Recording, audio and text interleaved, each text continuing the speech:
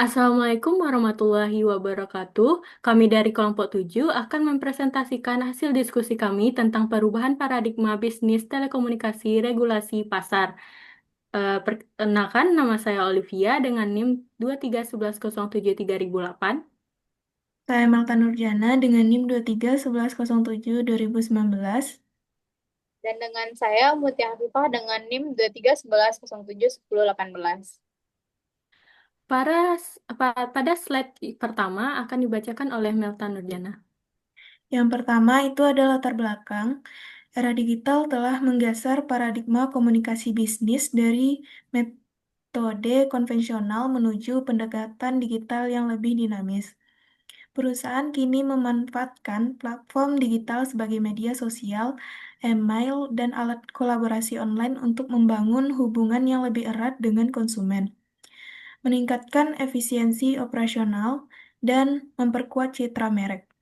Data menunjukkan bahwa konsumen cenderung lebih percaya dan loyal terhadap merek yang aktif berinteraksi secara digital. Namun, tantangan seperti menjaga konsistensi pesan dan mengelola reputasi online tetap perlu diantisipasi. Oleh karena itu, adaptasi terhadap perkembangan teknologi dan integrasi strategi komunikasi digital yang berkelanjutan menjadi kunci bagi perusahaan untuk tetap kompetitif dan relevan di pasar yang semakin terhubung. Lanjut. Kemudian, evolusi paradigma bisnis telekomunikasi. Industri telekomunikasi telah melalui tiga fase evolusi paradigma bisnis yang signifikan. Fase pertama adalah era voice dan SMS, di mana pendapatan utama berasal dari pulsa dan fokusnya pada pembangunan infrastruktur jaringan. Kemudian fase kedua dimulai dengan bangkitnya internet, mobile, dan smartphone, messenger mobile bisnis dari menjual pulsa ke menjual paket data. Kemudian fase ketiga yang berlangsung hingga kini adalah era konvergensi digital di mana operator tidak lagi sekedar menyedia konektivitas tetapi bertransformasi menjadi penyedia solusi digital terintegrasi dengan fokus pada layanan bernilai tambah, bundle, dan pengalaman pelanggan. Kemudian peran regulasi pasar dalam transformasi industri. Regulasi pasar memegang peran sentral dalam mendorong transformasi industri telekomunikasi di era digital. Cakupannya telah berkembang dari sekedar mengatur tarif interkoneksi menjadi instrumen strategi untuk menciptakan persaingan sehat, melindungi konsumen, dan mendorong inovasi. Beberapa aspek kunci regulasi meliputi regulasi kompetisi dan interkoneksi yang mendorong kolaborasi infrastruktur. Kemudian net neutrality yang menjamin keterbukaan internet, kemudian pelindungan data pribadi melalui regulasi seperti Peraturan Pemerintah Nomor 71 Tahun 2019 serta pengolahan spektrum frekuensi yang optimal melalui layanan digital seperti 5G dengan kerangka regulasi yang adaptif, industri telekomunikasi dapat tumbuh secara inklusif dan berkelanjutan.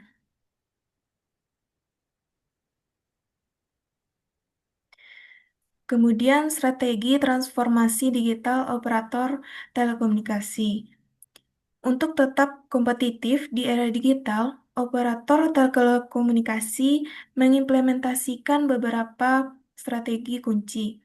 Pertama, diferensiasi layanan dengan mengembangkan paket bundle dan beralih ke layanan digital seperti IoT dan cloud computing untuk mengurangi ketergantungan pada pendapatan tradisional.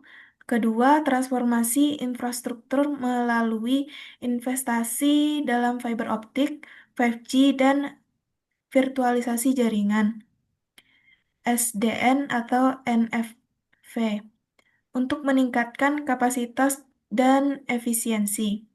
Kemudian yang ketiga, menerapkan pendekatan customer centric dengan memanfaatkan data dan analitik guna menawarkan layanan yang dipersonalisasi dan pengalaman pelanggan yang unggul. Terakhir, kolaborasi strategi dengan berbagai pemain ekosistem digital untuk memperluas portofolio layanan tanpa harus membangun semua kemampuan secara internal. Nah, selanjutnya analisis tantangan dan peluang. Industri telekomunikasi menghadapi sejumlah tantangan kompleks di era digital, termasuk tekanan margin akibat komoditisasi layanan dasar, biaya investasi infrastruktur yang besar, dinamika regulasi yang kompleks, serta disrupsi dari pemain OTT seperti WhatsApp dan Zoom. Namun, di balik tantangan tersebut terbuka peluang strategis melalui pertumbuhan ekosistem digital nasional. Permintaan konektivitas dari industri 4 ini dapat dan potensi pasar di daerah tertinggal. Sebagai contoh sukses, PT Telkom Indonesia berhasil bertransformasi dari penyedia telepon tetap menjadi penyedia layanan digital terkemuka melalui strategi diversifikasi layanan seperti IndiHome, Telkomsel, Cloud Computing, Fintech, investasi agresif dalam infrastruktur fiber optik, pendekatan customer centric melalui aplikasi My IndiHome dan My Telkomsel, serta kolaborasi aktif dengan regulator. Transformasi ini menjadikan Telkom contoh nyata adaptasi bisnis telekomunikasi di era digital. Nah, dapat disimpulkan Telkom berhasil bertransformasi dari penyedia telepon tetapi menjadi penyedia layanan digital melalui diversifikasi, investasi infrastruktur, dan pendekatan customer centric. Terdapat studi kasus transformasi PT Telkom Indonesia. PT Telkom Indonesia berhasil melakukan transformasi bisnis dari perusahaan yang berfokus pada telepon tetap atau PSTN menjadi penyedia layanan digital yang terkemuka dengan portofolio yang terdiversifikasi. Strategi transformasinya mencakup 3 pilar utama, yaitu diversifikasi layanan melalui pengembangan IndiHome, Telkomsel, serta ekspansi ke layanan digital seperti data center, cloud computing, fintech, dan edutech. Investasi infrastruktur agresif termasuk pembangunan jaringan fiber optik nasional dan akuisisi data center, serta pendekatan customer centric yang diwujudkan melalui aplikasi My IndiHome dan My Telkomsel untuk interaksi langsung dan penanganan keluhan yang cepat. Sebagai BUMN, Telkom juga aktif berkolaborasi dengan regulator, menunjukkan kemampuan adaptasi dan yang kuat terhadap perkembangan regulasi. Pada studi kasus, Telkom berhasil bertransformasi.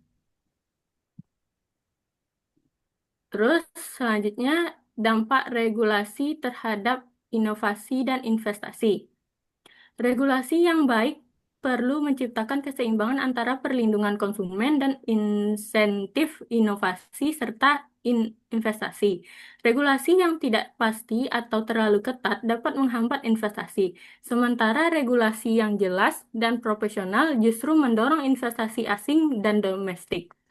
Tantangan utama yang dihadapi adalah regulatory lag, di mana inovasi teknologi perkembangan lebih cepat daripada kemampuan regulator merespon. Solusi yang ditawarkan adalah regulatory sandbox dan yang memungkinkan pengujian inovasi dalam lingkungan terkendali. Regulasi yang adaptif sangat diperlukan untuk yang pertama, investasi infrastruktur, yaitu sebagai pendukung model bisnis baru seperti network slicing, 5G, edge computing, dan IoT melalui kebijakan differentiated quality of service.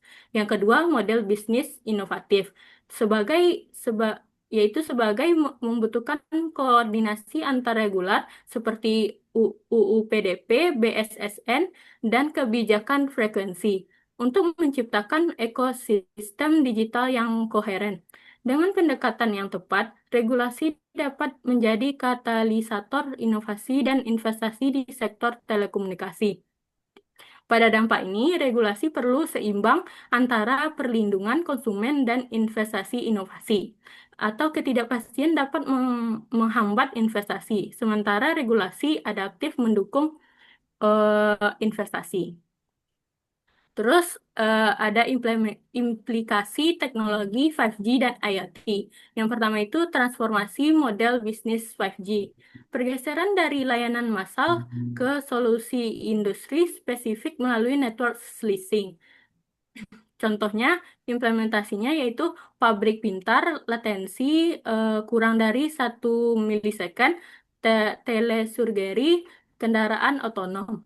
Yang kedua, struktur pendapatan baru. 60% pendapatan operator dari B2B2X pada 2025.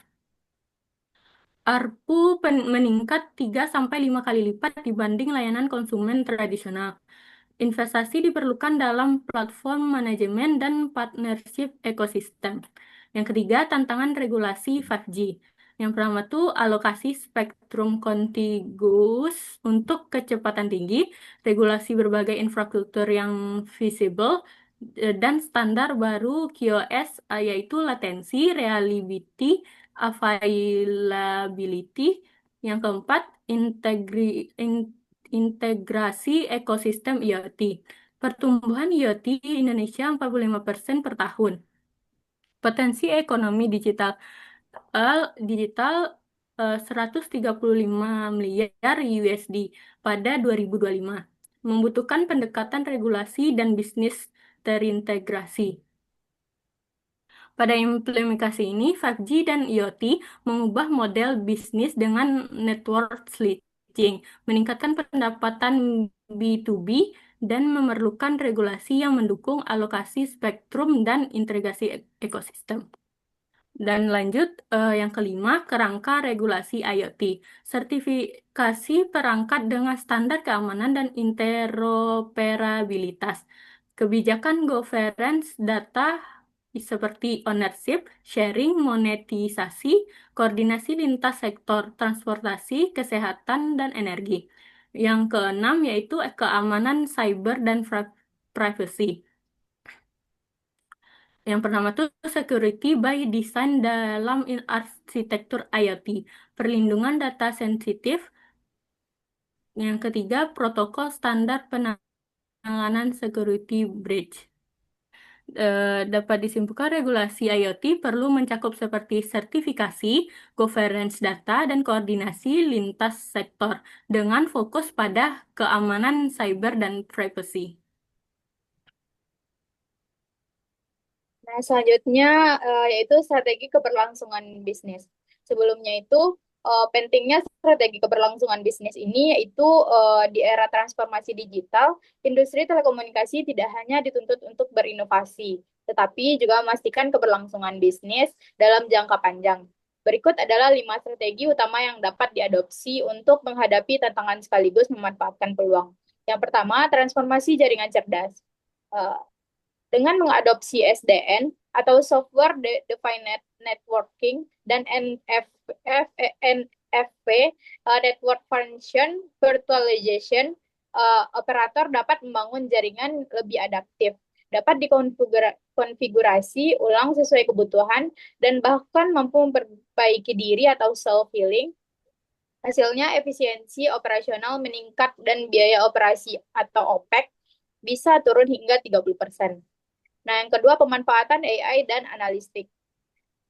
AI digunakan untuk memprediksi gangguan jaringan sebelum terjadi predictive maintenance, serta menganalisis perilaku pelanggan untuk menawarkan layanan yang lebih personal. Selain itu, AI juga membantu mengoptimalkan penggunaan jaringan berdasarkan prediksi permintaan pelanggan.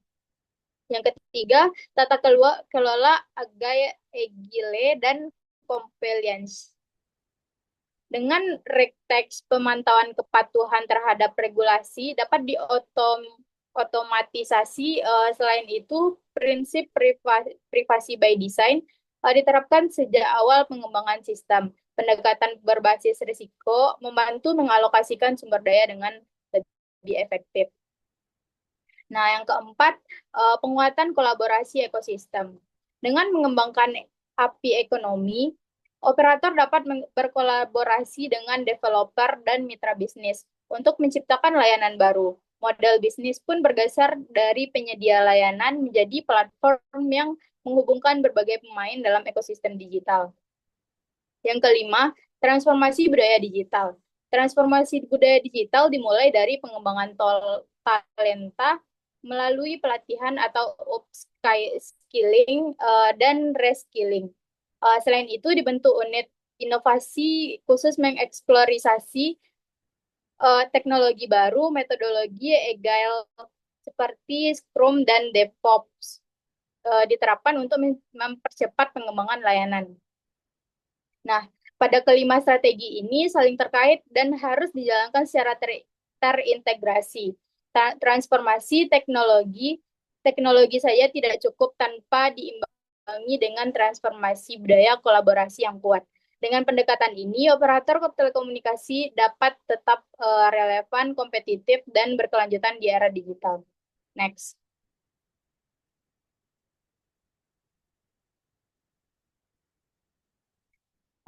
Selanjutnya, proyeksi masa depan dan tren industri. Industri telekomunikasi terus bergerak maju tidak hanya soal teknologi, tetapi juga dampaknya terhadap regulasi bisnis dan pengalaman konsumen. Ini akan membawa kita melihat proyeksi masa depan dan tren utama yang akan membentuk wajah telekomunikasi.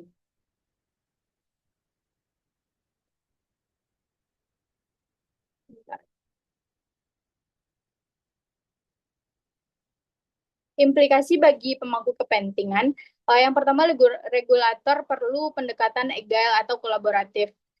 Regulator tidak bisa lagi hanya menerapkan aturan kaku, mereka harus cepat tanggap terhadap perubahan teknologi dan mau bekerja sama dengan industri. Nah, contohnya, misalnya dalam menyusun kebijakan 5G, regulator harus duduk bersama dengan operator, vendor teknologi, dan bahkan pemain startup untuk memastikan regulasi tidak menghambat inovasi. Nah, yang kedua, operator. Diperlukan transformasi bisnis yang fundamental. Nah, operator ini tidak bisa lagi mengandalkan pendapatan dari layanan suara dan SMS saja. Mereka harus berubah menjadi penyedia solusi digital. Nah, contohnya Telkomsel tidak hanya menjual paket data, tetapi juga layanan IoT untuk perusahaan logistik atau solusi cloud untuk UMKM. Yang ketiga, konsumsi pengalaman lebih personal dan terintegrasi. Konsumen akan menikmati layanan yang lebih disesuaikan dengan kebutuhan mereka dan terhubung dalam satu ekosistem digital. Misalnya dengan integrasi data, layanan streaming, e-commerce, dan telemedicine untuk terhubung dalam satu platform yang memberikan rekomendasi personal. Nah, tren masa depan industri. Yang pertama, konvergensi jaringan dan komputasi. Jaringan telekomunikasi dan layanan cloud kini semakin menyatu. Pada integrasi jaringan cloud yang mendalam, jaringan 5G akan terintegrasi langsung dengan cloud, sehingga data bisa diproses oleh lebih cepat dan efisiensi. Nah, yang kedua, arsitektur edge terdistribusi dengan komputasi TP atau edge computing, data diproses di lokasi terdekat pengguna, mengurangi latensi untuk aplikasi seperti mobil otonom. Yang ketiga, aplikasi real time atau AR, autonomous system. Contohnya AR untuk perbaikan mesin dari jarak jauh, atau sistem kendaraan tanpa pengemudi yang membutuhkan respon dalam milidetik. Nah, yang kedua, open RAN dan jaringan terbuka. Ini nih standar jaringan yang terbuka dan tidak terikat pada satu vendor. Nah, untuk jabaran setiap poinnya itu diversifikasi vendor. Operator bisa memilih peralatan dari berbagai vendor, mengurangi ketergantungan dan biaya. Yang kedua, standarisasi interoperabilitas. Dengan standar yang sama, perangkat dari vendor berbeda bisa bekerja sama dengan memudahkan integrasi. Nah, akselerasi inovasi, startup bisa ikut berinovasi menciptakan solusi jaringan tanpa harus menguasai seluruh rantai pasok. Yang ketiga, sustainability dan green telecom.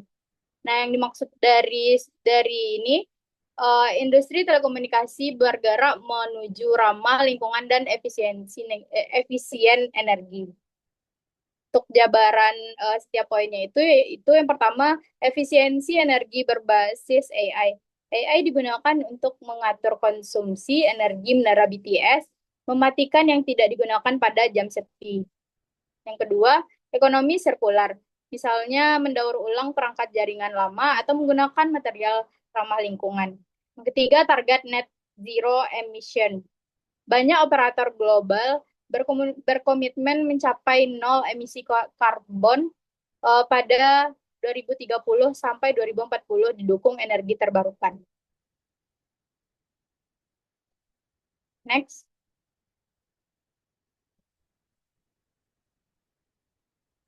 Nah, uh,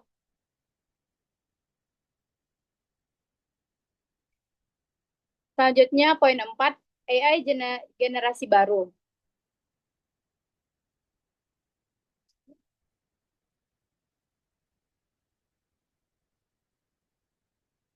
Nah, untuk AI generasi baru ini,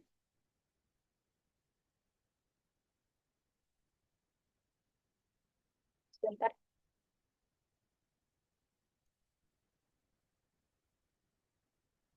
Untuk AI generasi baru ini, yang dimaksud yaitu AI mampu menghasilkan konten seperti teks, gambar, suara atau video secara otomatis, serta menciptakan layanan baru yang lebih cerdas dan personal. Contohnya, operator bisa menggunakan generate AI untuk membuat konten iklan yang personal atau chatbot layanan pelanggan yang lebih responsif atau bahkan membantu dalam pemeliharaan jaringan secara otomatis.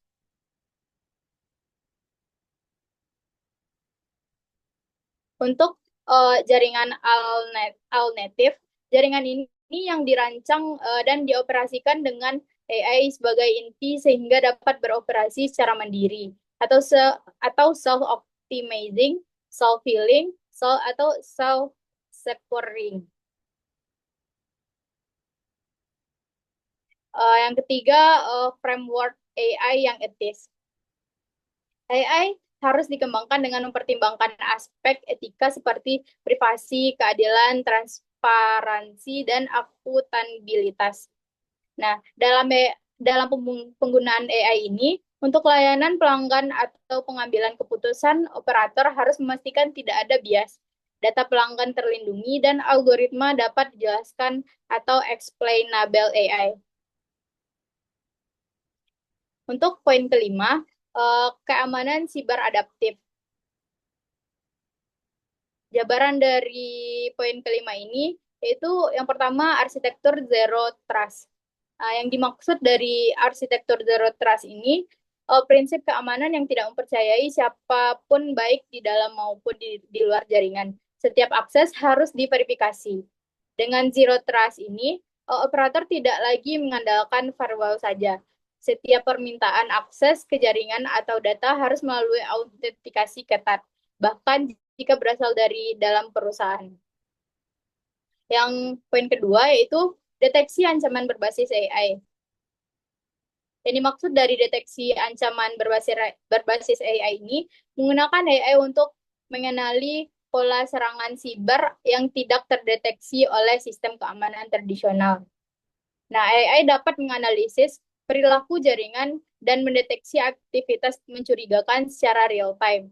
seperti serupan ransomware atau upaya peretasan sebelum terjadi kerusakan.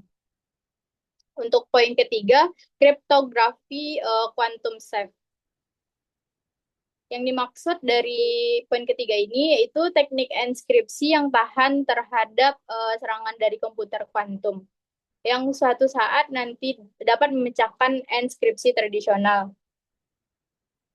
Ini adalah antisipasi jangka panjang. Operator harus mulai mempersiapkan sistem enkripsi yang aman dari ancaman komputer kuantum, terutama untuk data sensitif seperti transaksi finansial dan data pribadi pelanggan.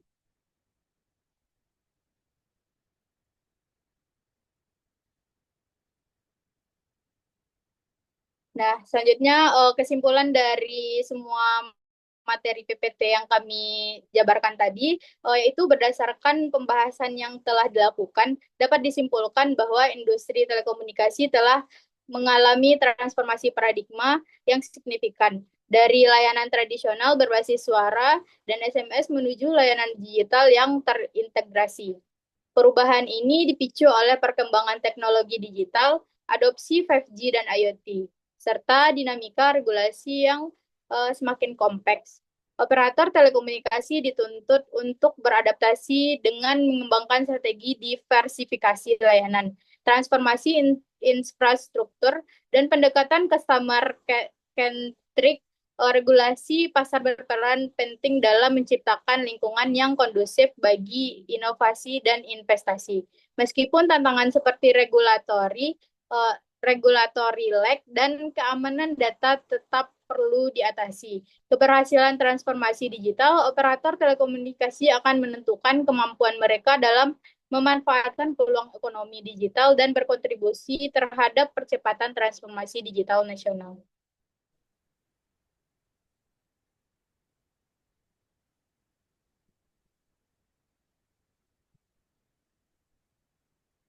Sekian. Baik, sekian terima kasih atas presentasi kita pada sore hari ini. Mungkin itu saja yang dapat kita sampaikan. Apabila ada kata yang salah, mohon dimaafkan. Assalamualaikum warahmatullahi wabarakatuh.